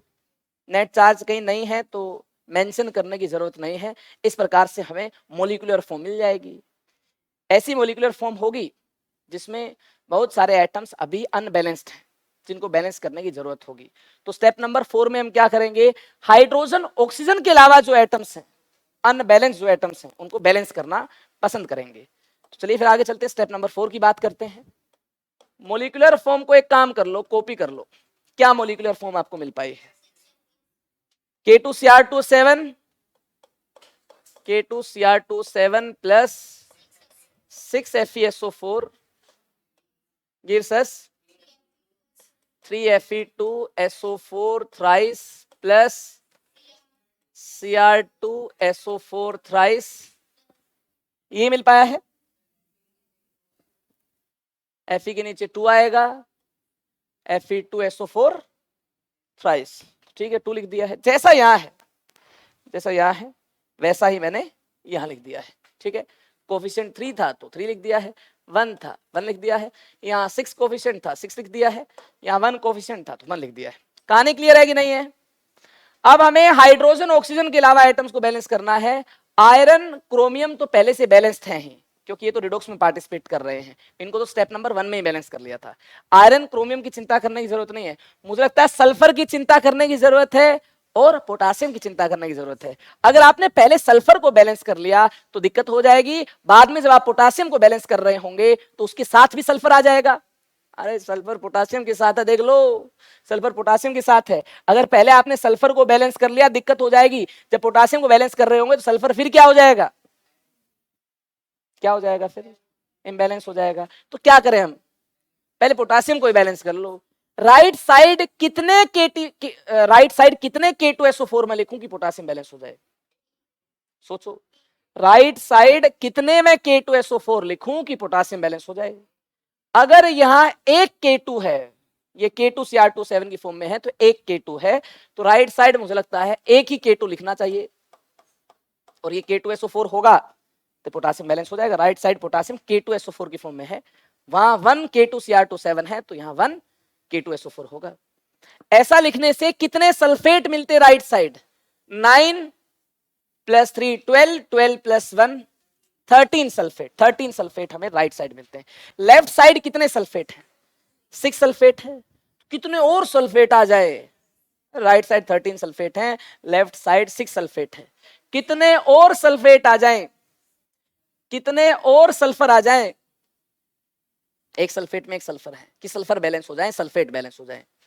कितने सल्फेट आ जाएं, 7 सल्फेट आ जाएं। अब ये आपको ध्यान देना होगा, ये SO4 किसके साथ, तो कितने H2SO4 आ जाएं, कितने H2SO4 आ जाएं, 7 H2SO4 आ जाएं, ठीक है। कहानी क्लियर है।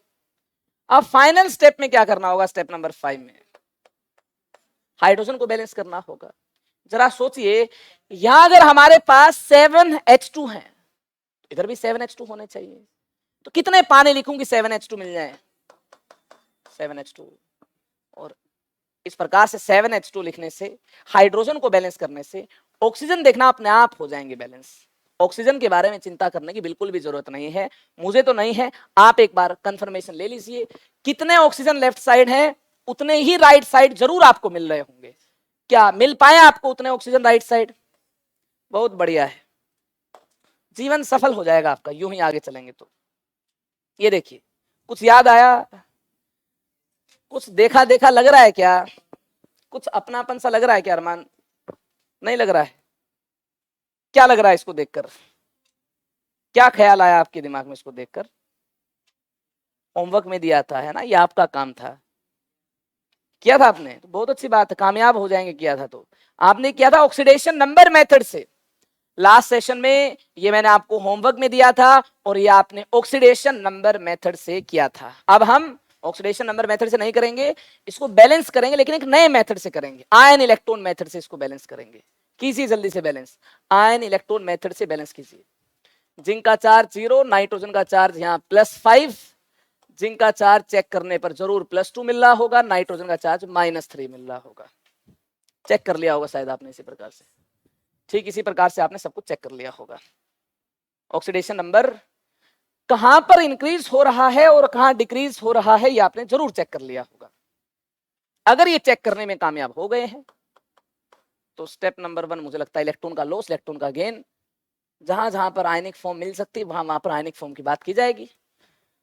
तो जिंक पर चार्ज नहीं है तो जबरदस्ती इसका आयन कैसे लिखूं? है ही नहीं लेफ्ट साइड इसका आयन, तो कैसे लिख दूं इसका आयन? हाँ, राइट साइड +2 चार्ज जिंक पर मिल रहा है, तो यहाँ इसका आयन लिख दूंगा जिंक 2+। एक जिंक 2+ तक जाने पर 2 इलेक्ट्रॉन का लॉस कर चुका होगा। ऑक्सीडेशन नंबर 2 यूनिट से इंक्रीज हुआ है। ये ऑक्सीडेशन हाफ सेल है। ये हमने क्या किया? ऑक्सीडेशन हाफ सेल को इंडिकेट कर दिया, ऑक्सीडेशन हाफ सेल को इंडिकेट कर दिया। एक नाइट्रोजन +5 से इलेक्ट्रॉन पाकर, एक नाइट्रोजन +5 से इलेक्ट्रॉन पाकर नाइट्रोजन -3 तक गया है, तो +5 से कितने इलेक्ट्रॉन पाकर नाइट्रोजन -3 तक जा पाएगा?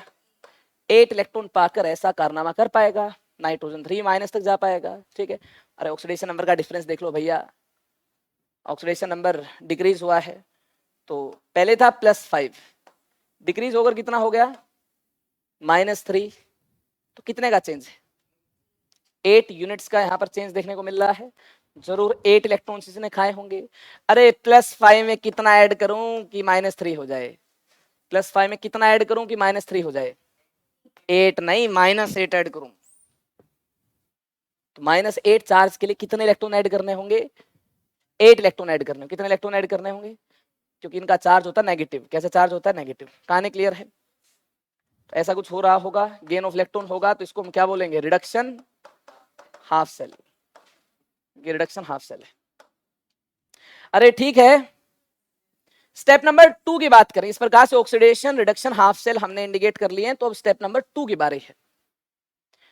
जो number of electron lost, number of electrons gained है, इनको इक्वलाइज करना होगा।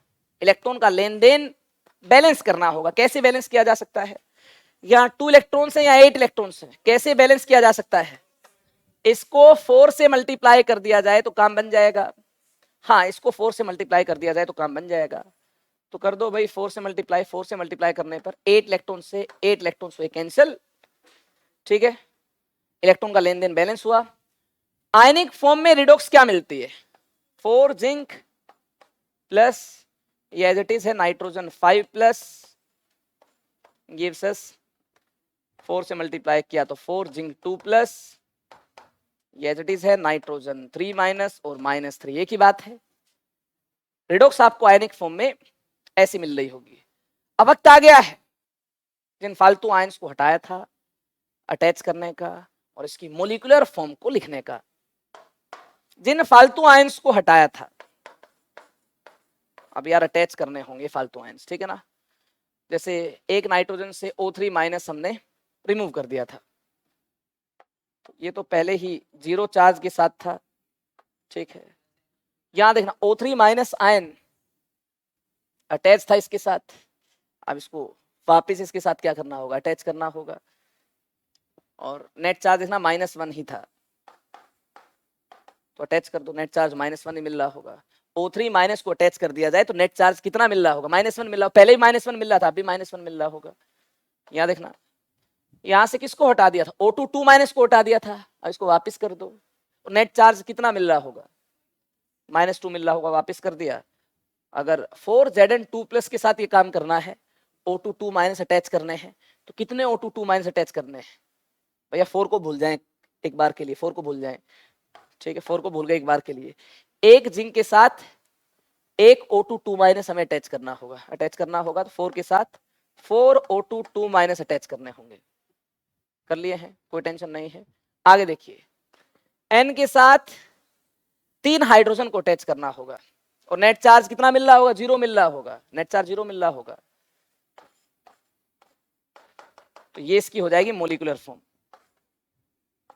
ये क्या हो जाएगी, मोलिकुलर फॉर्म। इस प्रकार से जो भी आयंस जिस प्रकार से आपने रिमूव किए थे, उन आयंस को उसी प्रकार से, ठीक उसी प्रकार से वापस करना होगा और मोलिकुलर फॉर्म में इंडिकेट करना होगा। क्या मोलिकुलर फॉर्म में इंडिकेट करते वक्त आपको कोई प्रॉब्लम हो रही है, और जहां पर भी जो भी नेट चार्ज मिल रहा है उसे आप मेंशन कीजिए, जबरदस्ती आप ये मत मेंशन कीजिए नाइट्रोजन का ऑक्सीडेशन नंबर +5 है, नाइट्रोजन का ऑक्सीडेशन नंबर -3 है।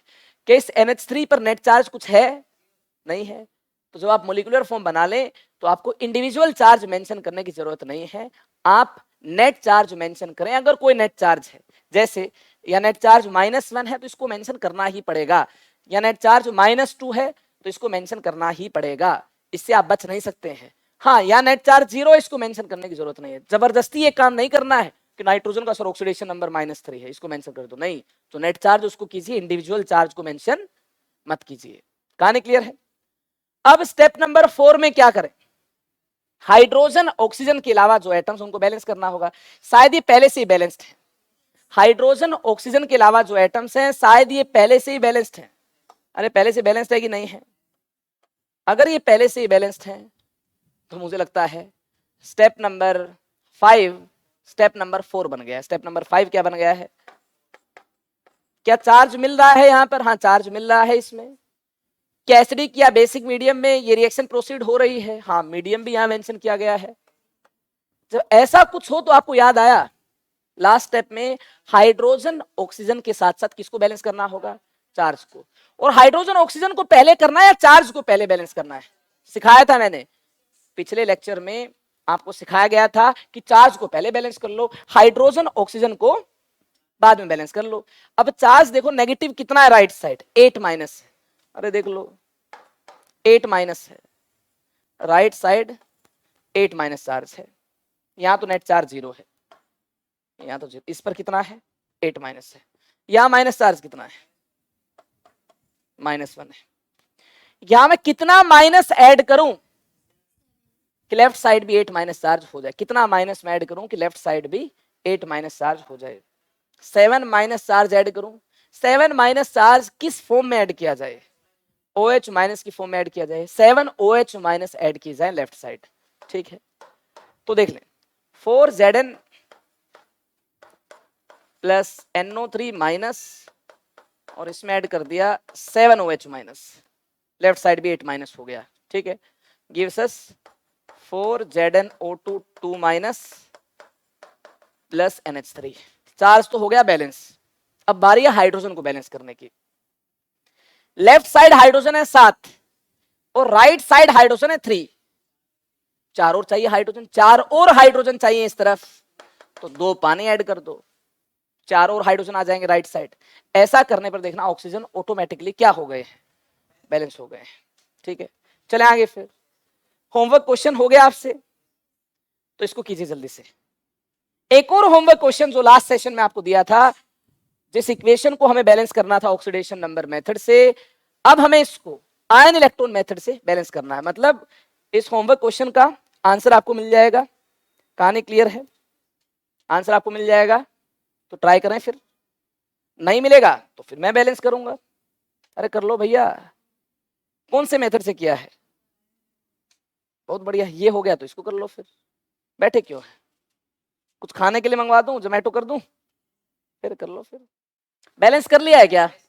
हो जाना चाहिए बैलेंस यार, इसमें कुछ है नहीं कुछ स्पेशल जो आपको रोक दे बैलेंस करने से।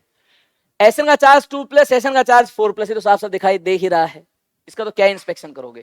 क्रोमियम का चार्ज देख लो +6 है, यहाँ क्रोमियम का चार्ज देख लो साफ साफ दिख रहा है +3 है। स्टेप नंबर 1 लिख लो फिर। इस बार बैलेंसिंग का ही टेस्ट होगा आपका, ठीक है। ढेर सारे क्वेश्चंस बैलेंसिंग के ही मैं आपको दूंगा, देखते हैं। और फिर भी किससे बैलेंस नहीं हुआ नाराज हो जाऊंगा, फिर देख लेना, फिर मैं क्लास में नहीं आऊंगा। अगर आपसे बैलेंसिंग भी नहीं होगी तो मैं क्लास में नहीं आऊंगा फिर, ये पक्की बात है। SN2 प्लस SN4 प्लस बना रहा है तो 2 इलेक्ट्रॉन का लॉस होगा। क्रोमियम +6 3 इलेक्ट्रॉन का सेवन करता है, क्रोमियम 3 प्लस तक जाएगा। अरे करता कि नहीं करता 3 इलेक्ट्रॉन का सेवन, लेकिन क्रोमियम +6 के साथ 2 है, अलग अलग से +6 चार्ज मिल रहा है। एक क्रोमियम ने 3 खाए तो दूसरे ने भी 3 खाए, टोटल कितने खाए? 6 खाए। और आयनिक फॉर्म में लिखना है तो Cr +6 चार्ज के साथ 2 अलग अलग से +6 चार्ज है। एक क्रोमियम ने 3 खाए, 2 ने 6 खाए। अरे समझ पा रहे हैं आप लोग? ये कह रहा मैं तो सेब खाऊंगा सर, इलेक्ट्रॉन नहीं खाऊंगा। अरे ठीक है भैया, दिया नहीं सेब तूने मुझे, बैग कोई मैं भी अपने पास रख लूंगा अभी, है ना, पकड़ लूंगा बैग को, जाने नहीं दूंगा तुम्हें। ये सेब तो मैं ही खाऊंगा, देख लेना। क्या कह रहे हो? दिया नहीं आपने, अभी क्वेश्चन के बाद लेता हूं आपसे, फिर से लेता हूं, ठीक है। एक ने 3 खाए, 2 ने 6 खा लिए, कहानी क्लियर है? तो क्या बन रहा होगा? Cr3 प्लस, एक नहीं 2 बन रहे होंगे। ये जो भी एटम रिडॉक्स में पार्टिसिपेट करते हैं उनको यार यही बैलेंस करना होता है, तो क्रोमियम को यही बैलेंस कीजिए। टिन तो बाय डिफॉल्ट वैसे बैलेंस है ही, एक ही लेफ्ट साइड है, एक ही राइट साइड है, ठीक है ना। तो टिन को तो अलग से कुछ मतलब बैलेंस करने के लिए किसी नंबर से मल्टीप्लाई करने की जरूरत नहीं है, कोई अलग से कोफिशिएंट लिखने की जरूरत नहीं है। टिन तो पहले से ही क्या है?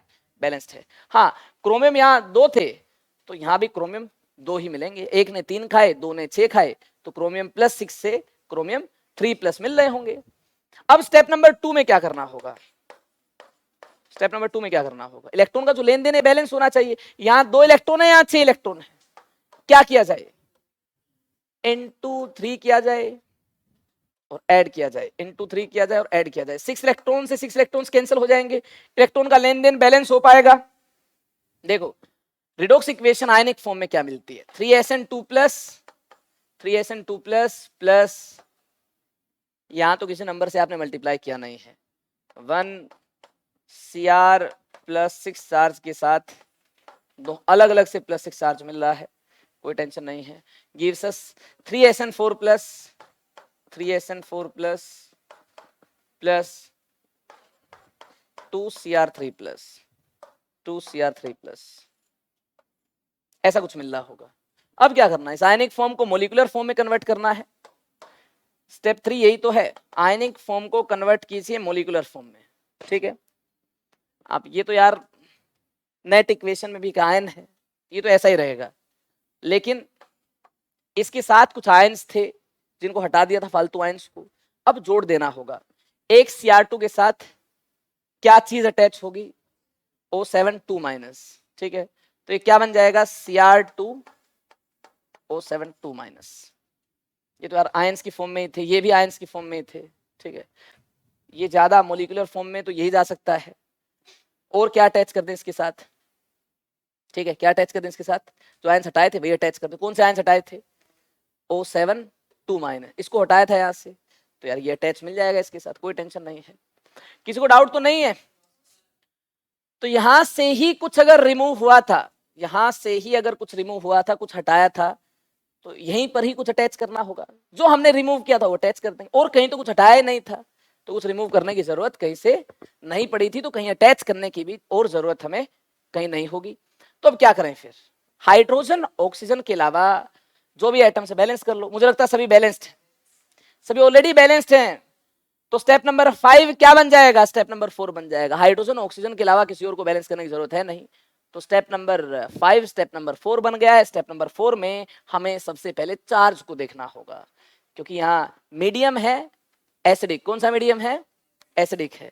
H प्लस भी यहां मेंशन्ड है, याद होगा लास्ट क्लास में होमवर्क क्वेश्चन दिया था, उसमें H प्लस भी मेंशन्ड था, एसिडिक मीडियम है।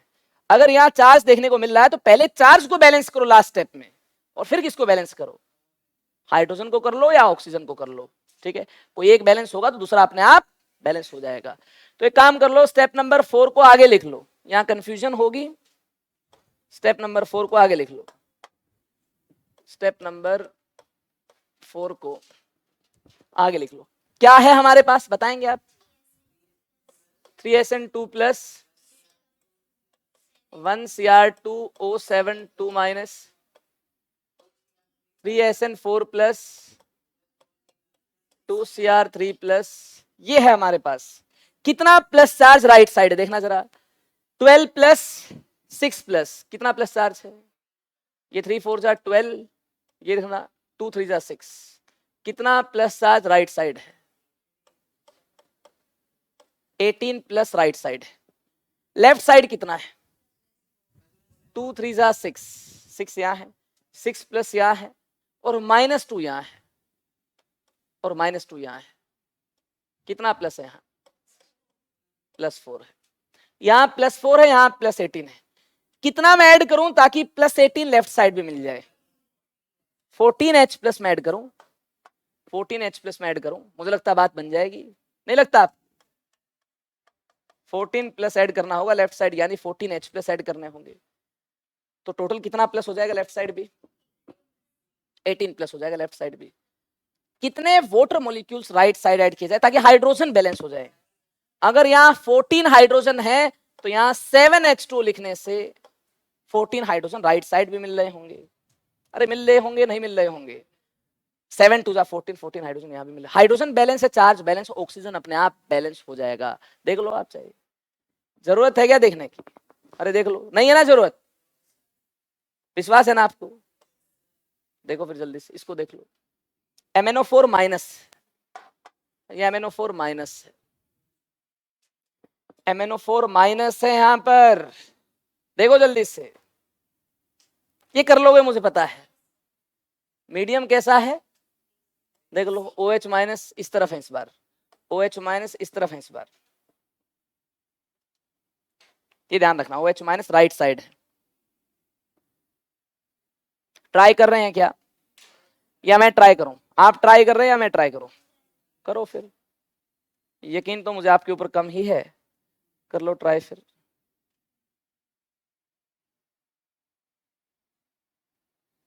साथ साथ करते हैं है ना, हम साथ साथ है तो साथ साथ करते हैं। देखिए आर्सेनिक पर चार्ज देखिए कितना है,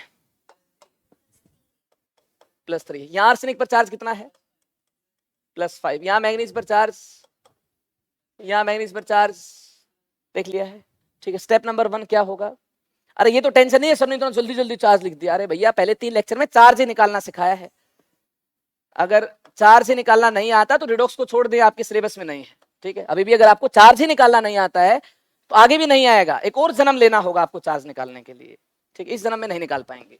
आर्सेनिक 3 प्लस से आर्सेनिक 5 प्लस तक गया है, ऑक्सीडेशन नंबर 2 यूनिट से इंक्रीज हुआ है, ऑक्सीडेशन नंबर 2 यूनिट से इंक्रीज हुआ है, तो 2 इलेक्ट्रॉन का लॉस होगा, ऑक्सीडेशन हाफ सेल मैंने लिख दिया आयनिक फॉर्म में। मैंगनीज +7 से मैंगनीज 4 प्लस तक गया है, 3 इलेक्ट्रॉन खाए होंगे, अरे 3 माइनस चार्ज अंदर आया होगा, 3 इलेक्ट्रॉन खाए होंगे, तो मैंगनीज 4 प्लस बन रहा होगा, अरे 7 प्लस में -3 ऐड करोगे तो +4 मिलता है, ये रिडक्शन हाफ सेल मिलता है, क्या मिलता है, रिडक्शन हाफ सेल मिलता है। जरा गौर से देखिए, ध्यान से देखिए, इसको 2 से मल्टीप्लाई करना होगा और इसको 3 से मल्टीप्लाई करना होगा, ऐसा करने से इलेक्ट्रॉन का जो लेन देन है ये बैलेंस हो जाएगा, ये स्टेप नंबर 2 होगा, ये स्टेप नंबर 2 होगा। इलेक्ट्रॉन से इलेक्ट्रॉन तभी हम कैंसिल कर पाएंगे जब इसको 3 से मल्टीप्लाई करें, 2 3 जा 6, यहाँ 6 इलेक्ट्रॉन्स मिल रहे हो, इसको 2 से मल्टीप्लाई कर दें, 3 2 जा 6, यहाँ भी 6 इलेक्ट्रॉन्स मिल रहे हो, 6 electrons right side, 6 electrons left side, electron से इलेक्ट्रॉन कैंसिल हो जाएंगे, और इस प्रकार से ऑक्सीडेशन रिडक्शन हाफ सेल को ऐड करेंगे तो हमें नेट रिडॉक्स आयनिक फॉर्म में मिल जाएगी। कर लो ये काम, ऐड कर दो जल्दी से, 3As 3 प्लस इसको 2 से मल्टीप्लाई किया 2mn 7 प्लस गिव्स अस, इसको 3 से मल्टीप्लाई किया 3as 5 प्लस इसको 2 से मल्टीप्लाई किया 2mn 4 प्लस। कोई डाउट है क्या?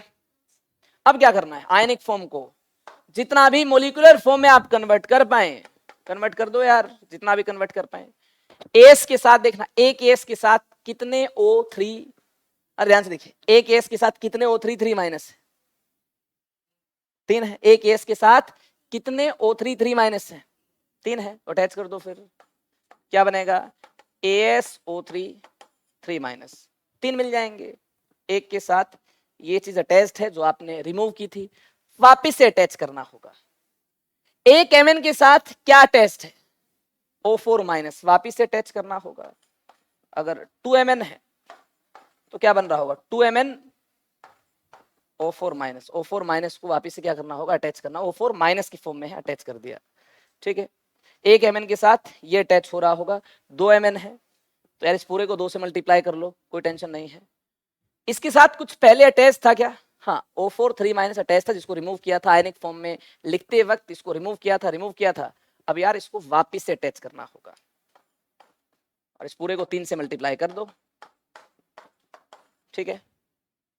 Mn4 प्लस के साथ Mn के साथ कुछ अटैच मिल रहा था क्या, हाँ O2 अटैच मिल रहा था जिसको हमने रिमूव किया था। अब मोलिकुलर फॉर्म में कन्वर्ट करना है, नेट चार्ज 0 है, O2 को अटैच करो, मोलिकुलर फॉर्म में कन्वर्ट कर लो, और 2 से इसको मल्टीप्लाई किया है तो पहले एक Mn के कोरस्पॉन्डिंग O2 अटैच कर लो, फिर पूरे को किससे मल्टीप्लाई कर लो 2 से मल्टीप्लाई कर लो, तो क्या मिल जाएगा 2MnO2। क्या कोई पहले चार्ज था, नेट चार्ज नहीं था, तो अब भी कोई नेट चार्ज नहीं होगा। कहानी क्लियर है, ठीक है। ये हमने मोलिकुलर फॉर्म में इसको कन्वर्ट कर लिया, जितना कन्वर्ट कर सकते थे उतना हमने मोलिकुलर फॉर्म में कन्वर्ट कर लिया है। जो जो आयंस रिमूव किए थे आयंस वापिस से हमने अटैच कर दिए। कहानी क्लियर है। हाइड्रोजन ऑक्सीजन के अलावा एटम्स को बैलेंस करना होता है अगले स्टेप में मोलिकुलर फॉर्म में कन्वर्ट करने के बाद। मुझे लगता है हाइड्रोजन ऑक्सीजन के अलावा जितने भी एटम्स हैं ये पहले से ही बैलेंस्ड हैं, ठीक है। अगर यहां पर इक्वेशन में नेट चार्ज आपको दिखाई दे रहा है तो फिर फाइनल स्टेप में क्या करना होगा, चार्ज बैलेंस करना होगा और फिर हाइड्रोजन ऑक्सीजन को बैलेंस करना होगा। चार्ज बैलेंस करने के लिए OH minus ions right side दिए हैं, OH माइनस आयंस को ऐड करना होगा राइट साइड, चार्ज बैलेंस हो जाएगा। यानी मैं कहना चाहता हूं जो काम स्टेप नंबर 5 में करते आए हैं वो काम यहां पर स्टेप नंबर 4 में करना होगा, क्योंकि स्टेप नंबर 4 में यहां पर हाइड्रोजन ऑक्सीजन के अलावा एटम्स को बैलेंस नहीं करना, क्योंकि ये एटम्स ऑलरेडी क्या है, बैलेंस्ड है। तो स्टेप नंबर 5 में चार्ज हाइड्रोजन ऑक्सीजन को बैलेंस करना है तो इसमें चार्ज को पहले बैलेंस करना होगा। तो चार्ज देख लो, इंस्पेक्शन से चार्ज देख लो, लेफ्ट साइड कितना है -9 -2 -11, लेफ्ट साइड -9 -2 -11 चार्ज है लेफ्ट साइड, राइट साइड -9 है, राइट साइड -9 है।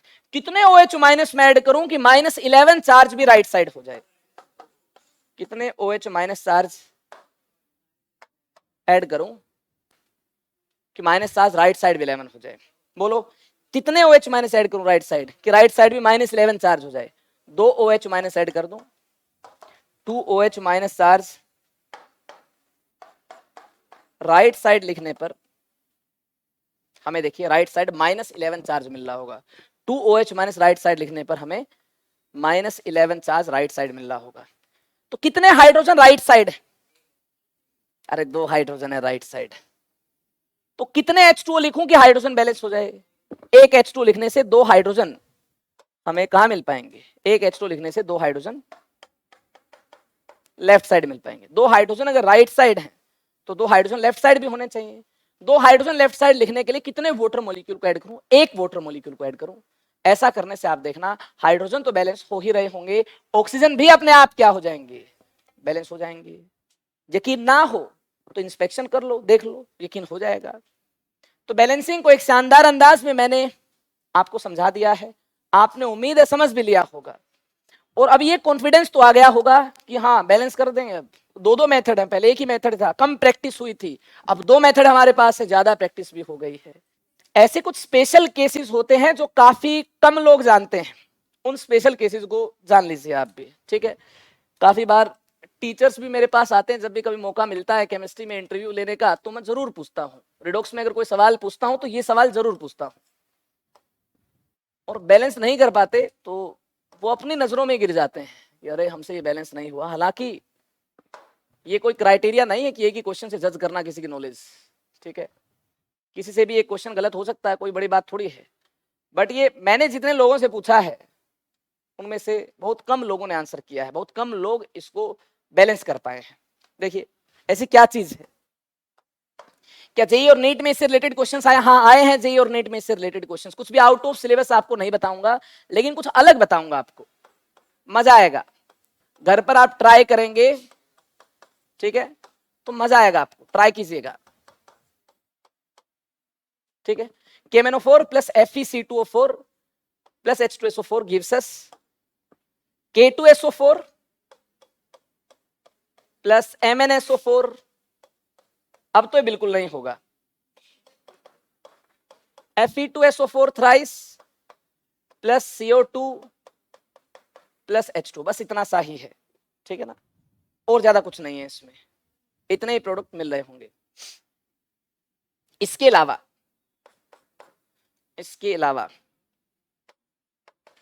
AS2S3 plus HNO3 gives us H3ASO4 plus H2SO4 plus NO। दूसरा ये है ना, ये भाई भाई है बिल्कुल, ठीक है ना, ये क्या है, भाई भाई हैं ये।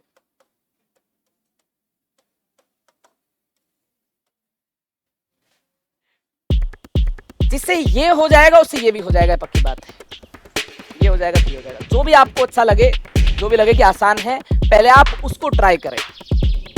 क्या इन क्वेश्चंस में मैं कुछ नया करूंगा? नहीं, नया कुछ भी नहीं होगा। अब तक जितना मैंने आपको सिखाया है उससे क्वेश्चन हो जाने चाहिए। फिर क्यों नहीं होते? इन क्वेश्चंस में जो इंस्पेक्शन करना होता है और ध्यान से करना पड़ता है।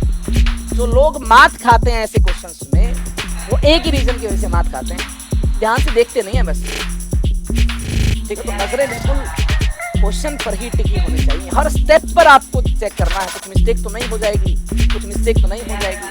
हर स्टेप पर आपको ध्यान से इन क्वेश्चंस को ट्राई करना है। आप देखना, कुछ भी नया नहीं करना होगा। एक मिस्टेक है जो 99.99% लोग करते हैं इन क्वेश्चंस में, वो देखते हैं आपसे होगी कि नहीं होगी, ठीक है। मुझे बताना, आप अगले सेशन से पहले मुझे बताना, स्टार्ट करने से पहले मुझे बताना ये क्वेश्चंस आपसे हुए हैं कि नहीं हुए हैं। नेक्स्ट सेशन में क्या करना होगा, अगर आप मौका देंगे, आप इनको ट्राई करेंगे, अटेम्प्ट करेंगे, आप मुझे बताएंगे, तो इन क्वेश्चंस को मैं अगले सेशन में सबसे पहले आपको बैलेंस करके दिखाऊंगा। इन क्वेश्चंस को बैलेंस करके आपको दिखाऊंगा, इनके आंसर्स मैं रिवील करूंगा। उसके बाद एन फैक्टर कैलकुलेशन जानेंगे। रिडॉक्स रिएक्शंस में ऑक्सीडेंट रिडक्टेंट के एन फैक्टर्स को कैलकुलेट करना सिखाऊंगा। आप सोच रहे होंगे क्यों सिखाएंगे एन फैक्टर कैलकुलेट करना? क्योंकि जो इक्विवेलेंट कॉन्सेप्ट आपने some basic concepts of chemistry में सीखा था, उस इक्विवेलेंट कॉन्सेप्ट को, लॉ ऑफ केमिकल इक्विवेलेंस को अप्लाई करने का वक्त आ गया है। कहाँ अप्लाई करेंगे? रिडॉक्स के लास्ट में रिडॉक्स टाइट्रेशन नाम का टॉपिक भी होता है, ठीक है ना, क्योंकि मोस्ट इंपोर्टेंट है। नीट और जेईई में अथाह क्वेश्चन आए, बहुत सारे क्वेश्चन आए, उसके बिना ये चैप्टर अधूरा है। टाइट्रेशन की दुनिया में एंटर करने से पहले, टाइट्रेशन को डिटेल में सीखने से पहले लॉ ऑफ केमिकल इक्विवेलेंस को रिवाइज करना जरूरी है। लॉ ऑफ केमिकल इक्विवेलेंस में नंबर ऑफ ग्राम इक्विवेलेंस की कैलकुलेशन होगी। नंबर ऑफ ग्राम इक्विवेलेंस की कैलकुलेशन के लिए एन फैक्टर का आना जरूरी है।